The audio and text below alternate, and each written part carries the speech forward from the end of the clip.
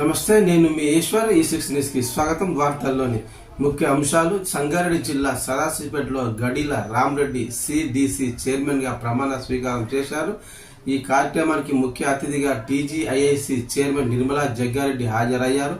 ఈ సందర్భంగా నిర్మలా జగ్గారెడ్డి మాట్లాడుతూ సిడిసి చైర్మన్ గా రామరెడ్డి బాధ్యతలు స్వీకరించడం పట్ల సంతోషం వ్యక్తం చేశారు.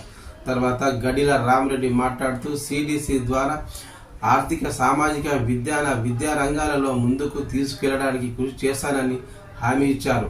అభివృద్ధి ప్రాజెక్టులను ప్రణాళికాబద్ధంగా అమలు చేసి ప్రజల అవసరాలకు అనుగుణంగా వ్యవస్థలను మెరుగుపరచడంతో పాటు తన బాధ్యతలను సమర్థవంతంగా నిర్వహిస్తానని చెప్పారు. ఈ కార్యక్రమంలో రాష్ట్ర నాయకులు తోపాజీ Ananthakishan, Cheryala Anjaneyulu, youth Congress leader Jayareddy, Congress party senior నాయకులు సదాశివపేట, సంగారెడ్డి, కొండాపూర్, కంది మండల్ ప్రజా ప్రతినిధులు, కార్యకర్తలు పాల్గొన్నారు.